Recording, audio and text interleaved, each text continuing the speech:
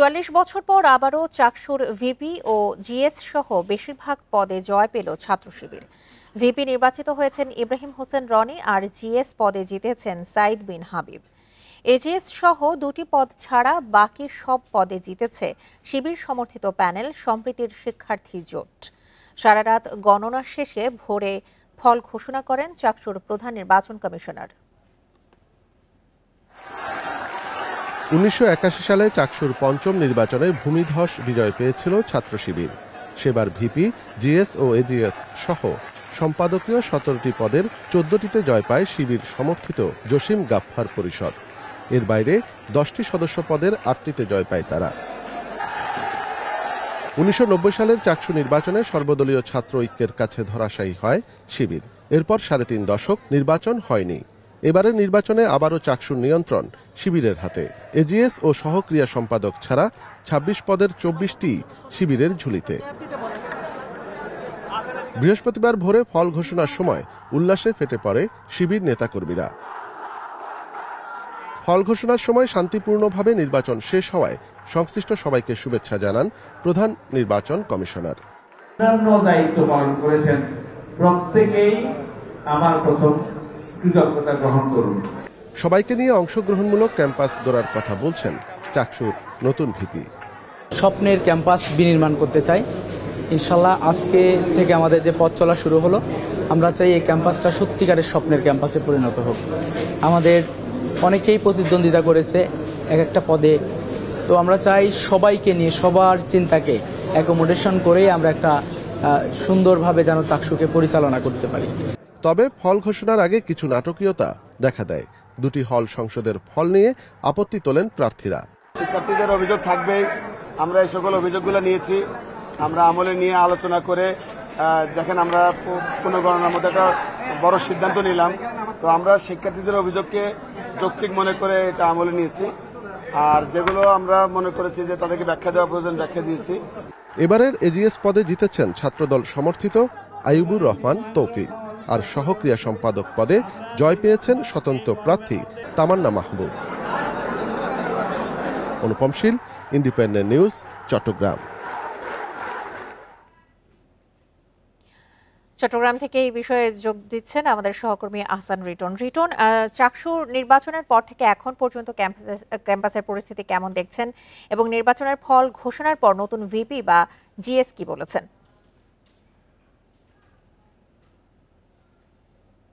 দেখুন, আমরা গতকালকে ঠিক এই সময়ে চট্টগ্রাম বিশ্ববিদ্যালয়ের এই যে 0 পয়েন্ট এটি থেকে শুরু করে পুরো বিশ্ববিদ্যালয়কে আমরা দেখেছিলাম একেবারে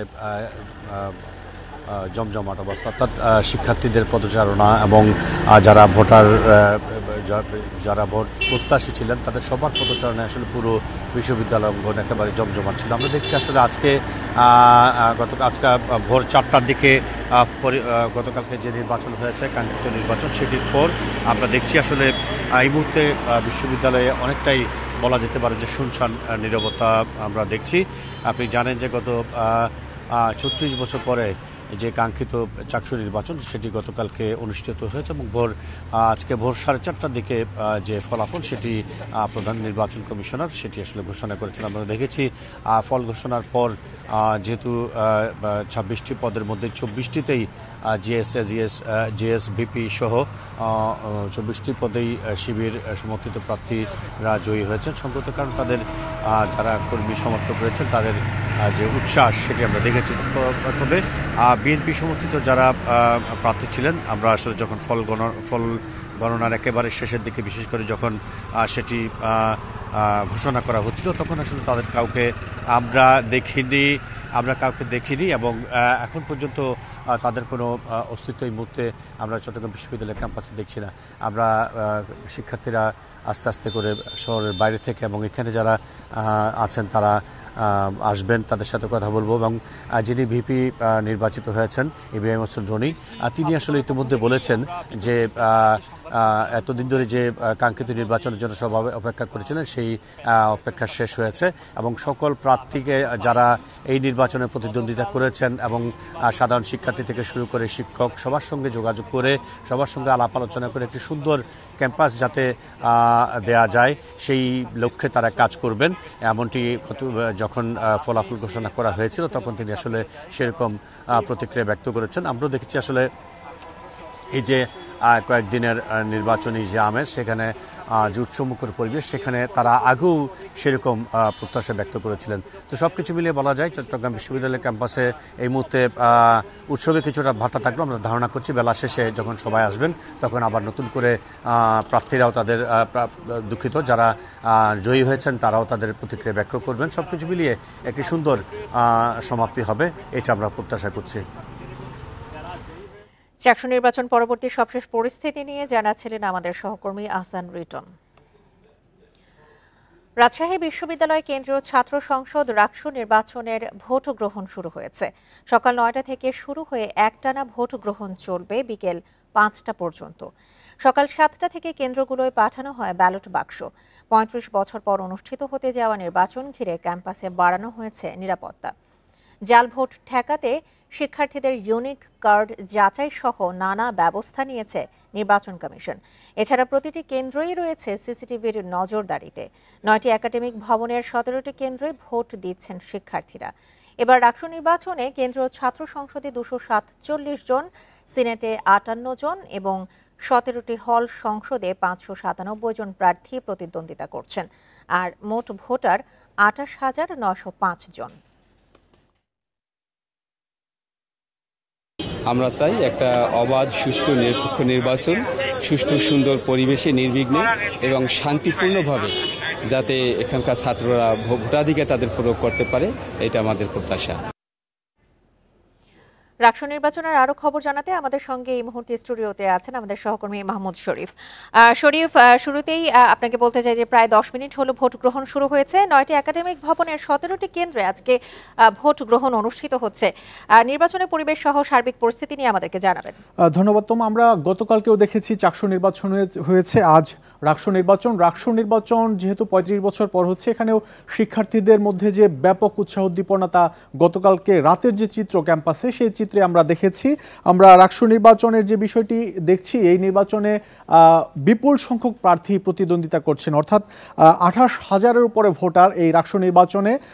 শিক্ষার্থীরা তাদের যে ভোটাধিকার প্রয়োগ করবেন সেটি সকাল 9টা থেকে বিকেল 5টা পর্যন্ত চলবে। ভোট গ্রহণের সময় সকাল 9টায় ভোট গ্রহণ শুরুর পর বিকেল 5টা পর্যন্ত যে ভোট গ্রহণ চলবে, এই ভোট গ্রহণের সার্বিক প্রস্তুতির খবর আমরা জানবো বা ভোট গ্রহণ শুরু হয়েছে কিনা এ নিয়ে জানবো। আমাদের সহকর্মীরা আছেন রাজশাহী বিশ্ববিদ্যালয় ক্যাম্পাসে। আমরা শুরুতে যাচ্ছি মুস্তাফিজুর রহমানের কাছে। মুস্তাফিজ, আপনি যে কেন্দ্রে আছেন এই কেন্দ্রের বাইরে দেখতে পাচ্ছি আপনার পেছনে ভোটারদের দীর্ঘ লাইন। এই কেন্দ্রে ভোট গ্রহণ শুরু হয়েছে কিনা ঠিক 9টায়? দেখুন, দীর্ঘ 3.5 দশক পর, অর্থাৎ সেই মাহেন্দ্রক্ষণ বলা যেতে পারে যে দীর্ঘ 35 বছর পর যে অপেক্ষা ছিল সেটির অবসান হয়েছে। অর্থাৎ রাজশাহী বিশ্ববিদ্যালয়ের রাকসু নির্বাচনে অংশগ্রহণ করেছে এবং এর মধ্যে 9টা বেজে গেছে, ভোট গ্রহণ শুরু হয়েছে। আমি রাজশাহী বিশ্ববিদ্যালয়ের যে ডিন কমপ্লেক্সে এই বুথটিতে অবস্থান করছি এবং এখানে মূলত যে নারী যারা ভোটাররা রয়েছেন তারা এখানে ভোট দেবেন এবং সকাল থেকে আমরা দেখছি যে একটি দীর্ঘ সারি বলা যেতে পারে শিক্ষার্থীদের।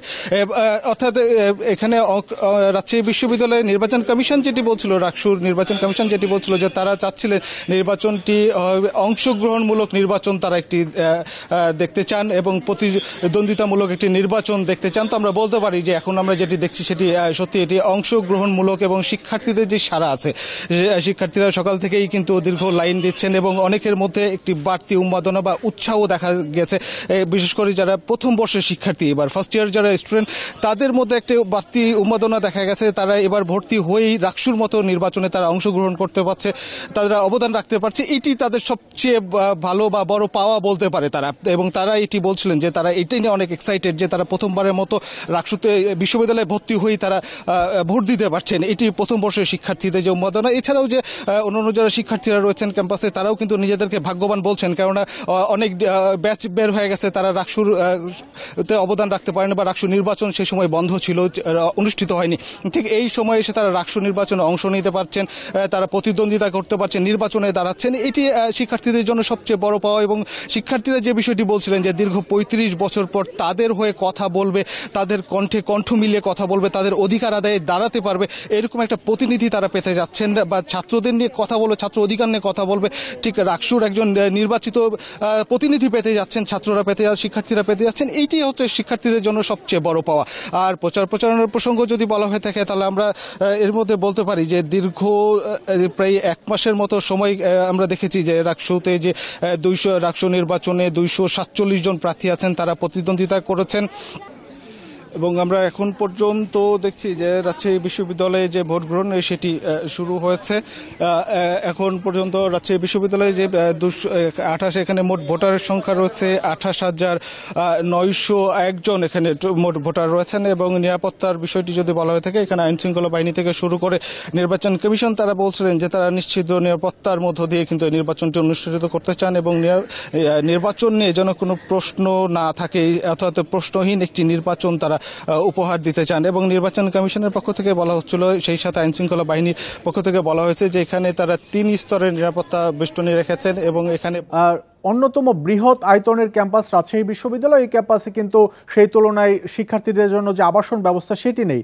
তো এই বাইরে যারা শিক্ষার্থীরা থাকেন তাদেরকে আসলে ক্যাম্পাসে নিয়ে আসার জন্য ভোটের দিনে পরিবহন ব্যবস্থা কেমন পারে এখন পর্যন্ত? তো এই ছিল রাজশাহী বিশ্ববিদ্যালয় থেকে সর্বশেষ।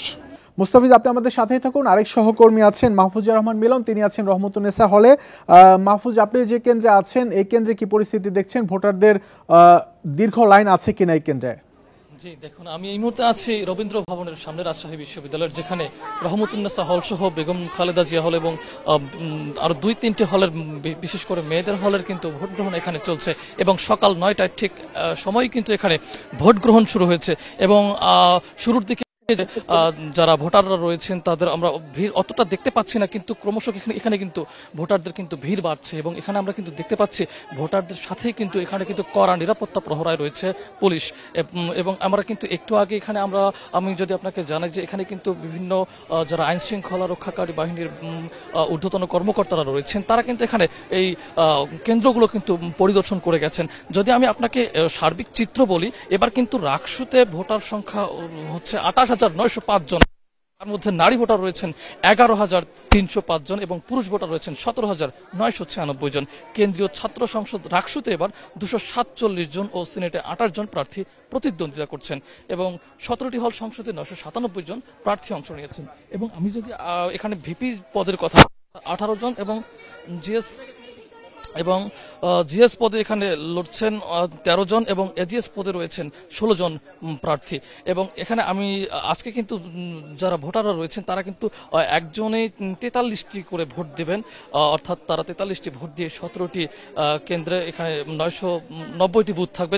তারা এই ভোটগুলো দিয়ে তাদের সেই কাঙ্ক্ষিত রাকসুর ভিপি, জিএস, এজিএস এবং অন্যান্য প্রার্থীদের। এই কেন্দ্রে ঠিক 9টায় ভোট গ্রহণ শুরু হয়েছে কিনা? ভোট গ্রহণ শুরু হয়েছে এবং এখানে কিন্তু কোনো ধরনের সময় বিলম্বর আমরা বিষয়টি দেখিনি এবং কাঙ্ক্ষিত সময় কিন্তু ভোটাররাও কিন্তু এখানে চলে এসেছেন। আমরা যে বিষয়টি আমরা লক্ষ্য করছি যে এখানে কিন্তু ক্রমশ ভোটার সংখ্যা। মিলন, আপনি আমাদের সাথেই থাকুন। আবারও ফিরবো আরেক সহকর্মী মুস্তাফিজুর রহমানের কাছে। মুস্তাফিজ, যে বিষয়টি জানতে চাচ্ছিলাম, এই যে বড় আয়তনের একটি ক্যাম্পাস কিন্তু আবাসন ব্যবস্থা তেমন নেই শিক্ষার্থীদের জন্য, এই ভোটের দিনে বাইরে যারা থাকেন শিক্ষার্থীরা তাদেরকে এই কেন্দ্রে নিয়ে আসার জন্য পরিবহন ব্যবস্থা কেমন দেখছেন?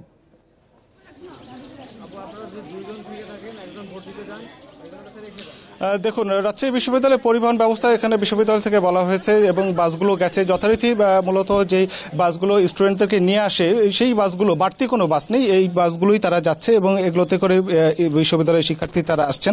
এবং রাজশাহী বিশ্ববিদ্যালয়ের আপনি যে মধ্যে বলছিলেন যে রাজশাহী বিশ্ববিদ্যালয়ের মাত্র 32% শিক্ষার্থী তারা আবাসন সুবিধা পেয়ে থাকে এবং 68% শিক্ষার্থী তারা ক্যাম্পাসের বাইরেই অবস্থান করেন, যেহেতু আবাসন সংকট রয়েছে। এবং এটি সবচেয়ে বড় সংকট। আমরা দেখেছিলাম যে রাকসু নির্বাচনে এবার বিভিন্ন যে প্যানেল দলগুলো রয়েছে, যারা বা স্বতন্ত্র হিসেবে যারা প্রতিদ্বন্দ্বিতা করছেন, তাদের মূল এজেন্ডা বা তাদের মূল ইশতেহারের মূল বিষয়টি ছিল যে শিক্ষার্থীদের এই আবাসন সংকটের বিষয়টি তারা সবচেয়ে বেশি গুরুত্ব দিয়েছেন এবং শিক্ষার্থীদের নজর কাড়ার যে চেষ্টা সেটি কিন্তু এই ইস্যুটি ছিল।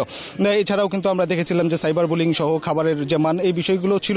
তো আজকে সেই মাহিন্দ্রক্ষণ অর্থাৎ 35 বছর পরে যে কাঙ্ক্ষিত যে নির্বাচনের জন্য অপেক্ষা ছিল শিক্ষার্থীরা, আজকেই সেই মুহূর্তটি শুরু হয়ে গেছে।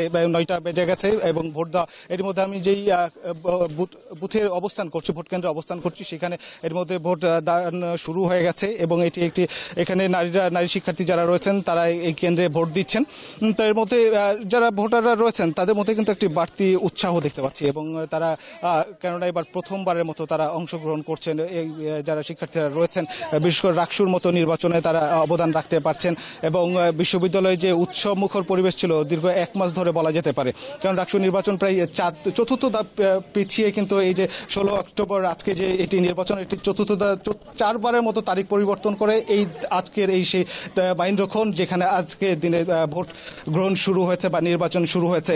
তো এখানে প্রত্যেকেই কিন্তু উৎসাহ উদ্দীপনা নিয়ে, ঠিক আমরা প্রচারণায় যেমন শিক্ষার্থীদের আগ্রহ দেখেছিলাম, শিক্ষার্থীদের অংশগ্রহণ দেখেছিলাম, তাদের যে উৎসাহ উন্মাদনার রাত্রের বেলায় তাদের যে উৎসব মুখর একটি পরিবেশ ছিল, ঠিক ভোট প্রদানের ক্ষেত্রেও তাদের ব্যতিক্রম নেই। ভোট প্রদানের ক্ষেত্রেও তাদের মধ্যে সেই উৎসাহ উদ্দীপনা আমরা দেখতে পাচ্ছি। তারা আসছেন, ভোট কেন্দ্রে আসছেন এবং সকাল থেকেই তাদের বিশেষ করে ছেলে শিক্ষার্থী বা নারী শিক্ষার্থী, পুরুষ শিক্ষার্থী উভয়ের ক্ষেত্রে তাদের দীর্ঘ সারি আমরা দেখতে পাচ্ছি। তো এখন বলা যেতে পারে যে রাজশাহী বিশ্ববিদ্যালয়ের যে রাকসু নির্বাচন সেটি অংশগ্রহণমূলক নির্বাচন এটি অনুষ্ঠিত হতে যাচ্ছে। তো এই ছিল রাজশাহী বিশ্ববিদ্যালয় থেকে সর্বশেষ। মুস্তাফিজুর রহমান আর মাহফুজুর রহমান মিলন, আপনাদের দুজনকে ধন্যবাদ। আবারও যুক্ত হবো আপনাদের সাথে। রাকসু নির্বাচনে ভোট গ্রহণ শুরু হয়েছে সকাল 9টা থেকে, এখন ব্যাপক উৎসাহ উদ্দীপনার মধ্য দিয়ে এই ভোট গ্রহণ চলছে। শিক্ষার্থীরাও লম্বা লাইনে দাঁড়িয়ে এই ভোট দিচ্ছেন। আমরা জানি যে ছাত্র জনতার গণ অভ্যুত্থানের পর থেকেই ছাত্র সংসদ নির্বাচনের দাবিতে প্রতিটি ক্যাম্পাসে আন্দোলন হয়। সেই আন্দোলনের প্রেক্ষিতে একের পর এক নির্বাচন হচ্ছে। শুরুতে আমরা দেখেছি ডাকসু হয়েছে, এরপর জাকসু, এরপর গতকালকে চাকসু হয়েছে, আজ রাকসু হচ্ছে। রাকসুর নির্বাচনে কিছু তথ্য জানানোর চেষ্টা করব। রাকসু নির্বাচনে যদি দেখি, এবারের মোট ভোটার 28,901 জন, এর মধ্যে ছাত্র ভোটার আছেন 11,305 জন আর ছাত্রী ভোটার সংখ্যা 17,596 জন। অর্থাৎ এই যে এত বড় একটি ক্যাম্পাস, এই বড় ক্যাম্পাসে কিন্তু আমরা দেখছি যে এই 28,000 ভোটারের জন্য 17টি ভোট কেন্দ্র রাখা হয়েছে, যাতে দীর্ঘ সময় লাগে ভোট দিতে, যেহেতু 43টি পদে একজন ভোটার তার যে ভোটাধিকার সেটি প্রয়োগ করবে, যে কারণে ভোট কেন্দ্র তুলনামূলক বাড়ানো হয়েছে এবং ভোট কেন্দ্রের ভেতরে যে বুথ সেগুলো কিন্তু সংখ্যা কম নয়, সেগুলো কিন্তু পর্যাপ্ত রাখা হয়েছে। এটি রাকসু নির্বাচন কমিশনের পক্ষ থেকে জানানো হয়েছে।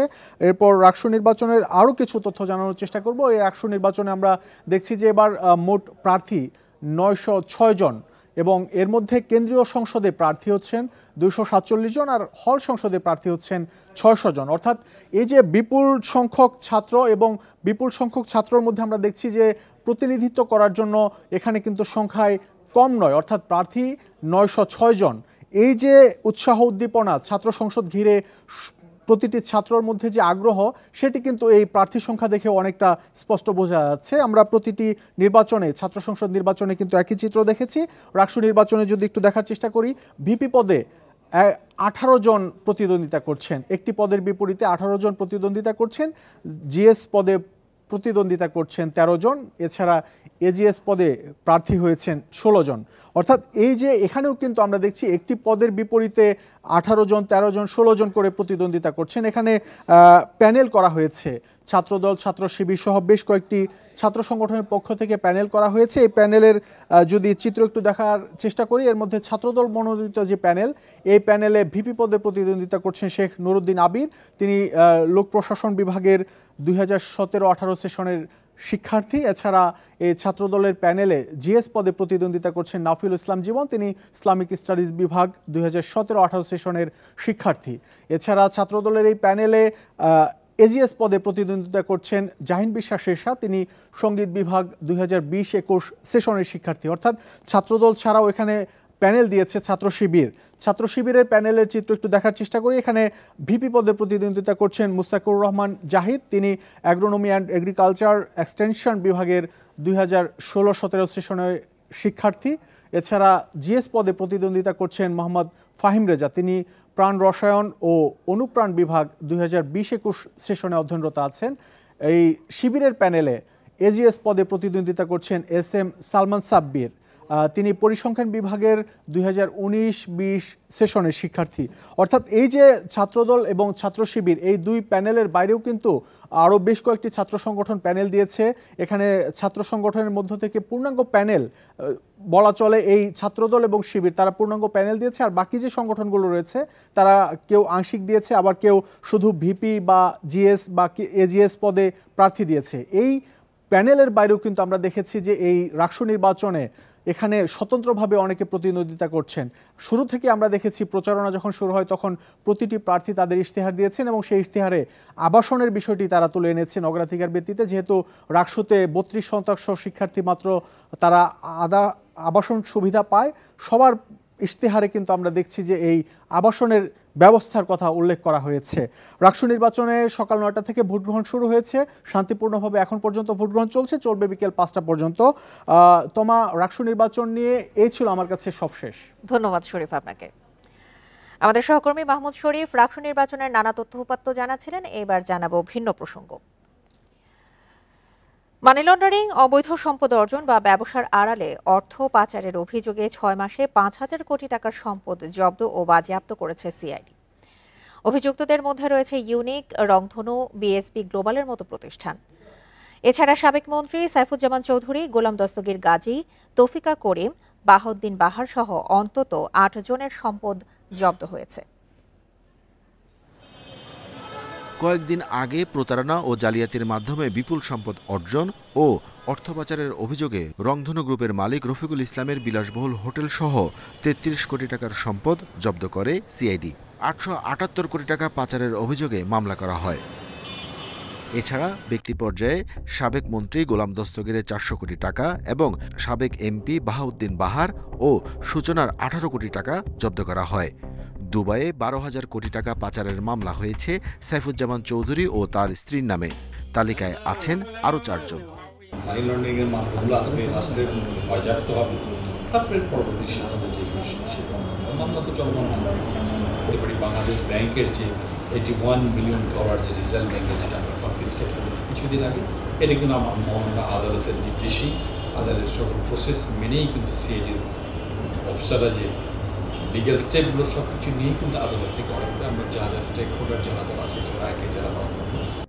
জব্দ হয়েছে ইউনিক গ্রুপের মালিক নূর আলী সহ 14 জনের 40 কোটি টাকার সম্পদ। মালয়েশিয়ায় জনশক্তি রপ্তানি সিন্ডিকেটের রুহুল আমিন স্বপনের 500 কোটি টাকার সম্পদ জব্দ হয়েছে। সিন্ডিকেটের আরেক সদস্য লেফটেন্যান্ট জেনারেল মাসুদুদ্দিন আহমেদের সম্পদও জব্দ হয়েছে।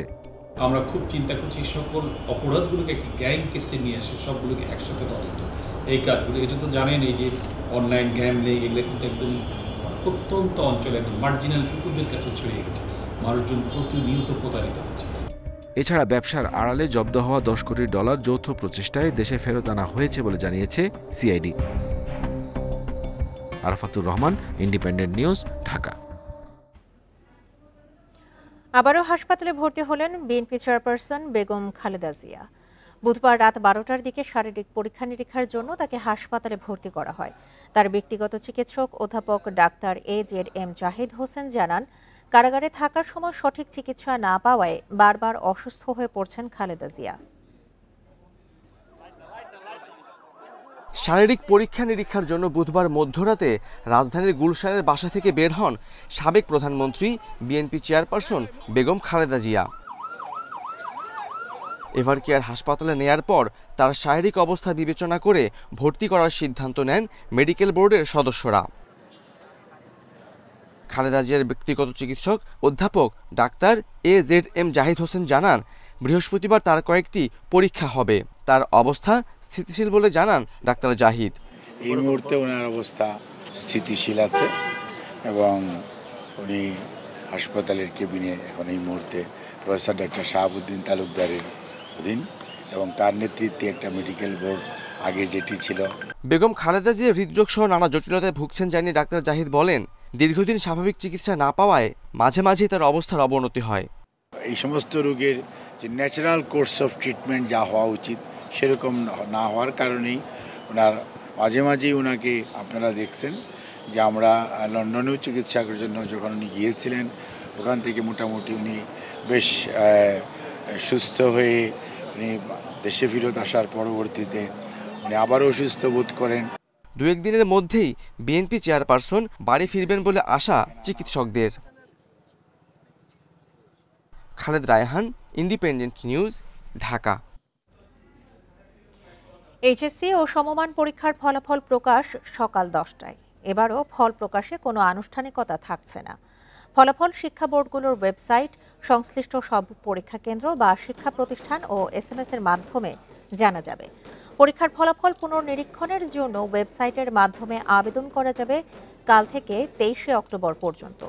এবার এইচএসসি পরীক্ষা শুরু হয় 26শে জুন, শেষ হয় 19শে অগাস্ট। এইচএসসি ও সমমান পরীক্ষায় অংশ নিতে ফর্ম পূরণ করেন 12,51,111 জন শিক্ষার্থী। তাদের মধ্যে 6,18,000 ছাত্র ও 6,33,000 ছাত্রী। সারা দেশে 2,797টি কেন্দ্রে হয় পরীক্ষা।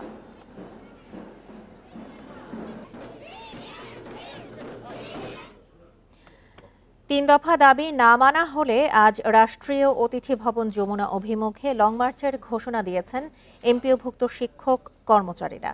বুধবার প্রায় 4 ঘণ্টা শাহবাগ অবরোধ শেষে শহীদ মিনারে ফিরে এই ঘোষণা দেন আন্দোলনকারীরা।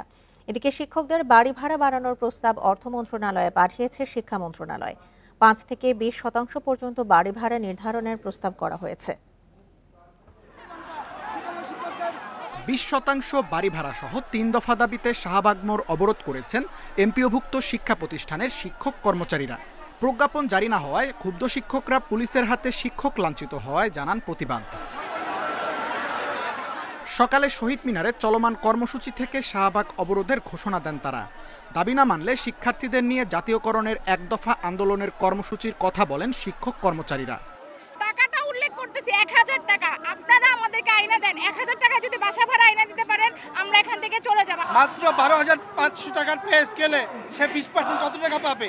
সরকারকে এতটুকু টাকা তার ফান্ডে নেই।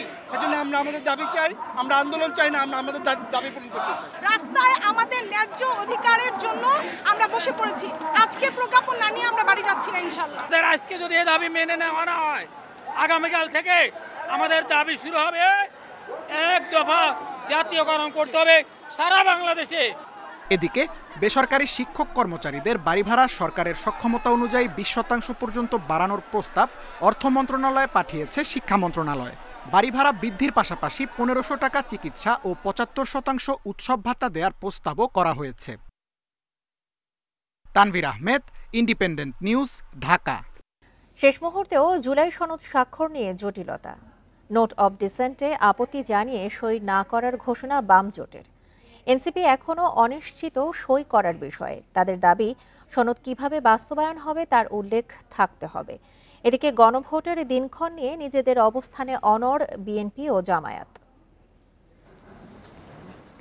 দ্বিতীয়বার মেয়াদ বাড়ানোর পর বুধবার ছিল জাতীয় ঐক্যমত্য কমিশনের শেষ দিন।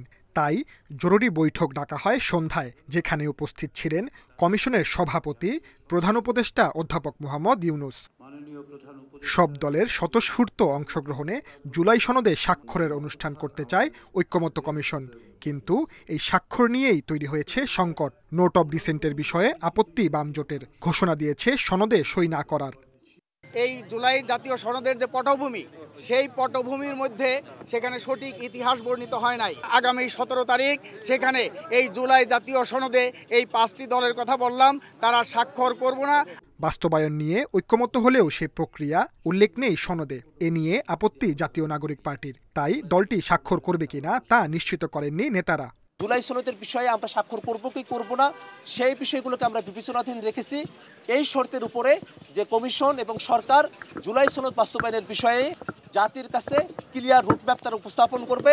শেষ বৈঠকেও জামাত তাদের দাবিতে অনড়। জাতীয় নির্বাচনের আগে সনদের বিষয়ে গণভোট চায় তারা। সনদে স্বাক্ষর নিয়েও পরিষ্কার কিছু জানাননি নেতারা। গণভোট আগে হতে হবে নভেম্বরে। আমরা সাজেস্ট করেছি 2টা গণভোটের নজির আছে, 17 দিন হয়েছে, 21 দিন হয়েছে।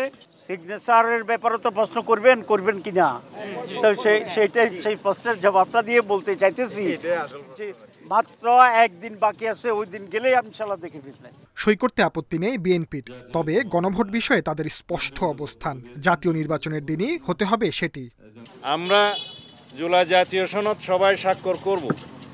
যে সমস্ত বিষয়ে ভিন্ন মত আছে, নোট অফ ডিসেন্ট আছে, এগুলো একদম পরিষ্কারভাবে দফাওয়ারি উল্লেখ থাকবে কি বিষয়ে কিভাবে নোট অফ ডিসেন্ট আছে। শুক্রবার সংসদের দক্ষিণ প্লাজায় প্রধান উপদেষ্টার উপস্থিতিতে হবে জুলাই সনদে রাজনৈতিক দলগুলোর স্বাক্ষর অনুষ্ঠান। Sajjad Hossain, independent news, Dhaka. প্রধান উপদেষ্টা আবারও নিশ্চিত করলেন ফেব্রুয়ারির প্রথমার্ধেই হবে জাতীয় নির্বাচন। বুধবার সন্ধ্যায় রাজধানীর ফরেন সার্ভিস একাডেমিতে রাজনৈতিক দলগুলোর সঙ্গে বৈঠক শেষে কথা বলেন তিনি। বৈঠকে জুলাই সনদ স্বাক্ষর অনুষ্ঠানের সার্বিক প্রস্তুতি ও অন্যান্য বিষয় নিয়ে আলোচনা হয়। অধ্যাপক মোহাম্মদ ইউনুস বলেন, জুলাই সনদ হারিয়ে যাবে না, স্কুল কলেজ পর্যায়ে ছড়িয়ে দেওয়া হবে। এটি জাতির জন্য একটি ঐতিহাসিক দলিল হয়ে থাকবে। এই ইতিহাসে রাজনৈতিক দলগুলোর অংশগ্রহণের কথা জাতি স্মরণ করবে বলেও জানান প্রধান উপদেষ্টা। বারে বারে বলছি, যত জায়গায় গেছি, এই যে সম্মেলন করলাম সেখানে বলে এসেছি ফেব্রুয়ারি মাসে নির্বাচন হবে।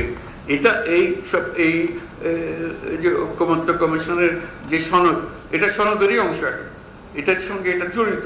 এটা এই যে আমরা ঘোষণা করলাম, সেই ঘোষণাকে আমাদের রক্ষা করতে হবে। এটা এমন না যে কথার কথা বলে ফেলেছি, আচ্ছা ঠিক আছে 2 দিন পরে হলে কি হয়, ওরকম না।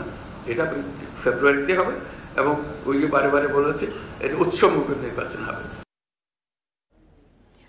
বাংলাদেশে কাজ করতে আসা বিদেশিদের জন্য ভিসা নীতিমালা করা হচ্ছে বলে জানিয়েছেন বিডার নির্বাহী চেয়ারম্যান। বিদেশিদের কারণে জাতীয় নিরাপত্তা যেন বিঘ্নিত না হয় সেই দিকে খেয়াল রাখা হবে বলেও জানান তিনি। বুধবার রাজধানীতে বিদেশিদের কাজের অনুমোদন এবং নিরাপত্তা ছাড় বিষয়ক এক কর্মশালায় এসব কথা বলেন বিডার নির্বাহী চেয়ারম্যান আশিক চৌধুরী। বাংলাদেশে সরকারি বেসরকারি বিভিন্ন খাতে কাজ করতে আসেন বিভিন্ন দেশের নাগরিকরা, যার পরিসংখ্যান নিয়ে রয়েছে এখনো ধোঁয়াশা। কর্মরত বিদেশিদের নিয়মের মধ্যে আনতে চলতি মাস থেকে কাজ এবং নিরাপত্তা ছাড় অনলাইন প্রক্রিয়ায় নিয়ে আসতে চায় বিনিয়োগ উন্নয়ন কর্তৃপক্ষ বিডা। মতবিনিময়ে বিডা চেয়ারম্যান বলেন, বিভিন্ন দপ্তরের মধ্যে সমন্বয় কম থাকায় নানা জটিলতা তৈরি হয়, তাই পুরো প্রক্রিয়াকে শৃঙ্খলায় আনতে ভিসা নীতিমালা করা হচ্ছে। আমরা চেষ্টা করব যে সবাই একসাথে যাতে কাজ করি, প্রবলেমগুলো রিজলভ করতে পারি, but at the same time make sure করি যে আমাদের ন্যাশনাল ইন্টারেস্টটা খুবই ভালোভাবে সার্ভ করা হয়। চেয়ারম্যান আরও জানান, বিদেশিরা কাজ শেষে যেন নির্ধারিত সময়ে নিজ দেশে ফেরত যায় সেটাও নজরে রাখা হচ্ছে। পাশাপাশি প্রয়োজন নেই এমন বিদেশি কর্মীদের কাজের অনুমতি দেওয়া হচ্ছে না বলেও জানান তিনি। ভিসার যে নীতিমালা সেটা নিয়ে তো একটা বড় কাজ হচ্ছে, এবং সেটা হয়ে গেলে আমি আশা করছি যে এই যে সমস্যাগুলো তৈরি হয় আসলে, যে একজন বিজনেস ভিসা এসে তারপরে কাজ করা শুরু করে দিলেন, আমাদের একটা জিনিস খুব ক্লিয়ার থাকা দরকার, সেটা আমি বিডার পক্ষ থেকে বলছি, মানে বিনিয়োগ উন্নয়ন কর্তৃপক্ষের ক্ষেত্রে মানে জাতীয় নিরাপত্তার ব্যাপারে কিন্তু কোনো আপোষ নাই। কাজের অনুমতি পাওয়া বিদেশিদের জন্য ভালো কর্মপরিবেশ নিশ্চিত করতে গুরুত্ব দেন বিডা চেয়ারম্যান। এটা হচ্ছে প্রথম ডিরেক্টিভ। তৌহিদ রানা, ইন্ডিপেন্ডেন্ট নিউজ, ঢাকা। খাগড়াছড়িতে বাড়ছে শীতজনিত রোগের প্রকোপ। চলতি মাসের প্রথম 2 সপ্তাহে নিউমোনিয়ায় আক্রান্ত হয়ে মারা গেছে 4 জন শিশু। হাসপাতালে ধারণ ক্ষমতার 4 গুণ বেশি রোগী ভর্তি হওয়ায় চিকিৎসা দিতে হিমশিম খাচ্ছেন চিকিৎসকরা। আক্রান্ত শিশুদের বেশিরভাগের বয়স 2 থেকে 8 মাস। শিশুদের নিয়ে অভিভাবকদের আরও বেশি সচেতন হওয়ার পরামর্শ চিকিৎসকদের। দিনে গরম, রাতে ঠান্ডা, আবহাওয়ার এমন পরিবর্তনে খাগড়াছড়িতে নিউমোনিয়া, ডায়রিয়া, জ্বর, সর্দি সহ শীতজনিত রোগে আক্রান্ত হচ্ছে শিশুরা। চলতি মাসের প্রথম 2 সপ্তাহে জেলায় নিউমোনিয়া আক্রান্ত হয়ে মারা গেছে 4 শিশু। প্রতিদিন সদর হাসপাতালে বহির্বিভাগে চিকিৎসা নিচ্ছেন কয়েকশো রোগী। দেখানো পরে ভর্তি দিচ্ছে, ভর্তি দেওয়ার পরে এখানে গ্যাস দিছি, গ্যাস দেওয়ার পরে ইঞ্জেকশন মারছে, এখানে ভালো আছে। এখানে শিশু ওয়ার্ডের সংখ্যা খুবই সীমিত, 15টা সিট। এখানে রোগী অনেকগুলো রোগী, 3 গুণ 4 গুণ রোগী বেশি এখানে। হাসপাতালের 15 শয্যার শিশু ওয়ার্ডে ভর্তি হয়েছে অন্তত 62 জন। জনবল ও শয্যা সংকটে চিকিৎসা দিতে হিমশিম খাচ্ছেন চিকিৎসকরা। ধারণ ক্ষমতার কয়েক গুণ বেশি রোগী সামাল দিতে দ্রুত নির্মাণাধীন ভবনের কাজ শেষ করার দাবি সংশ্লিষ্টদের। শয্যা সংখ্যা কম থাকার কারণে রোগীদের অনেক ভোগান্তি স্বীকার করা হচ্ছে। যদিও 250 বেড কাজে চলছে, সেটা যদি অতি দ্রুত সত্তর কাজ শেষ হয় তাহলে পরে আমাদের যে শয্যা সংখ্যা, রোগী যে বাচ্চারা যে ফ্লোরে থেকে সেবা নিতে হচ্ছে, সেটা অন্ততপক্ষে আমরা মুক্তি পেতে পারতাম। এদিকে আতঙ্কিত না হয়ে অভিভাবকদের শিশুদের বাড়তি যত্ন নেওয়ার পরামর্শ দিয়েছেন হাসপাতালের আবাসিক চিকিৎসক। বাচ্চাকে যথেষ্ট পরিমাণ হাইড্রেশন করানোর জন্য বাচ্চাকে পানি খাওয়ানোটা ঠিকঠাক মতো রাখতে হবে। ঘেমে গেলে শরীর কুসুম কুসুম গরম পানির মধ্যে মুছে দেওয়া, গোসল করানো, এগুলোর প্রতি খেয়াল রাখতে হবে। আর সর্দি কাশি হলে সাথে সাথে ডাক্তারের পরামর্শ নিতে হবে। ঠান্ডাজনিত রোগে আক্রান্ত হলে দ্রুত হাসপাতালে নেওয়ার পরামর্শ চিকিৎসকদের। Independent news. কুষ্টিয়ার ছেঁউড়িয়ায় বাউল সম্রাট ফকির লালন শাহের আখড়াবাড়ি কেন্দ্রিক গড়ে উঠেছে বিভিন্ন ক্ষুদ্র ও কুটির শিল্প। স্থানীয় কারিগরদের তৈরি বাদ্যযন্ত্র, পোশাক, অলংকার সহ নানান সামগ্রী আকর্ষণ করছে দেশি বিদেশি দর্শনার্থীদের। কুষ্টিয়ার ছেঁউড়িয়ায় লালন আখড়াবাড়ির পাশেই অবস্থিত অচিন পাখি নামে এই কারখানা। এখানে তৈরি হয় একতারা, দোতারা, খমক, ডুগি, হাতবায়া, টুপি, গামছা, লুঙ্গি, অলংকার সহ বাউল সাজসজ্জার নানা উপকরণ। এই উপকরণগুলোর প্রায় অর্ধ শতাধিক হস্তশিল্প কারখানা রয়েছে এখানে। আখড়াবাড়ি ঘিরে লোকজ জিনিসপত্র ও হস্তশিল্পের দোকানগুলোতে স্থানীয়ভাবে তৈরি এসব সামগ্রীর রয়েছে ব্যাপক চাহিদা। বছরে দুবার লালন মেলা চলাকালে চাহিদা আরও বেড়ে যায়। এসব সামগ্রী কেনেন দেশ বিদেশ থেকে আসা দর্শনার্থীরা। লালন সংগীতের জন্য যা প্রয়োজন, যে যন্ত্রগুলি দরকার, সেগুলি এখানে খুব ভালো মানের পাওয়া যায়। খমক আছে, হাতবায়া আছে, একতারা আছে, ডুগি আছে, মানে আরো বিভিন্ন জিনিস আছে। লোকের হাতে আমার তো ইচ্ছা আছে যে বাংলাদেশে সব মানুষের হাতে একতারা ধরাই দেব, তাতে আমি বেশি খুশি হব। পৃষ্ঠপোষকতা পেলে এই ক্ষুদ্র শিল্পগুলো দেশের কুটির শিল্পের বিশাল বাজার হতে পারে বলে মনে করেন সংশ্লিষ্টরা। মুনাফা বলেন বা প্রফিট বলেন, যেটা করি বা করব, সেটা আমাদের থেকেও অধিকাংশটা সাধুগুরু, প্রান্তিক শ্রেণীর মানুষ এবং প্রকৃতির কাজে ব্যবহার করা হয়। আমরা চাই যে আমাদের কুটির শিল্পের প্রতি সরকারের একটা বিশেষ দৃষ্টি দেওয়া দরকার, কারণ এটা আগাইলে পরে আমাদের আমরা দেশকে উপস্থাপন করতে পারবো। ঐতিহাসিক এই স্থানের অর্থনৈতিক বিকাশে হস্তশিল্পকে বিশেষভাবে এগিয়ে নেয়ার গুরুত্ব দেখছেন গবেষকরা। এখানে যেন একটা হস্তশিল্পের একটা পাশাপাশি একটা হস্তশিল্পের একটা এলাকা গড়ে ওঠে, যারা ঘরে বসে হাতের কাজ, ছোট ক্রাফট কাজ করতে পারে এবং অর্থনৈতিকভাবে যেন তারা এটাকে একটা অংশগ্রহণ করতে পারে, তাদের আর্থিক উন্নতি করতে পারে। সবার চাওয়া সংস্কৃতি বিকাশের পাশাপাশি ক্ষুদ্র কুটির শিল্পের এলাকা হিসেবে গড়ে উঠুক লালনের ধাম। Independent news. এ ছিল বিরতিহীন সংবাদে আমন্ত্রণ পরের আয়োজনে।